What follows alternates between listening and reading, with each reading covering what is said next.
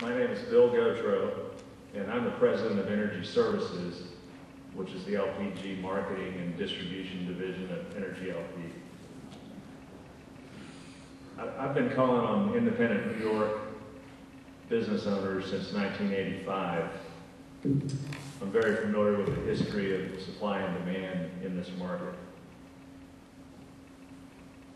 I'm here tonight to speak in strong support of the Finger Lakes project, and I urge the DEC to move quickly and alleviate the consumer hardship, help promote cleaner fuels availability, and provide greater efficiency and safety to the marketplace.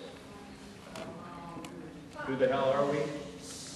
We employ 297 employees in the state of New York, 121 in Massachusetts, and 293 in the greater New England area in general. Our employees have deep roots in the community and are active builders of their local communities. Everyone here uses energy products in some form. The vast majority of us rely on energy for heating, cooling, hot water, refrigeration, and transportation and farming every day. As a matter of fact, this winter weather, we could not survive as a species without heat. It's essential to our quality of life. The only forms of heat available to supply this demand today are natural gas, electricity, propane, and heating oil. Of these, which are the cleanest products that generate the fewest emissions? Natural gas and propane. Inergy LP is an infrastructure and downstream distribution company. Our role is to provide and manage distribution infrastructure like pipelines, storage, terminals, and transportations so that consumers get the energy that they need efficiently, safely, and as cost effectively as possible. We're not an upstream company.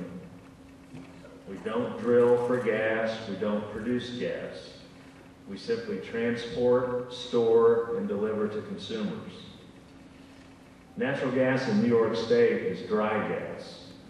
It does not contain material quantities of natural gas liquids or propane. By virtue of this, propane storage has no relationship whatsoever to New York natural gas, whether or not it's produced by virtue of hydraulic fracturing. Don't confuse the two, or you'll simply dilute your argument as it's factually inaccurate. There are a couple of other inaccuracies. One of them from this gentleman here. I don't know where he got his information, but the TEPCO propane storage cavern is 1.2 million barrels. And so your colossal comparison was a colossal mistake. And that's a lot of the problem that we're seeing here tonight, is that people don't have the facts. Our facility's 2 million barrels as proposed. I don't know the exact math, but I think that's about 1.6 or 7 times. Again, propane has no relationship to hydraulic fracturing in New York. There's no propane that can come from it. Our job as a company is to make markets more efficient. The propane market in New York and New England is inefficient.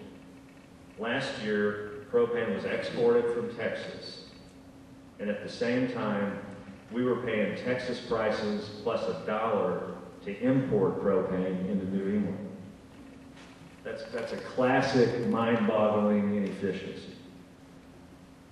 And it's simply because prices were higher internationally, and we had to incentivize an international product to come to New England at the same time that we were exporting it out of Texas, and pay $1 premium.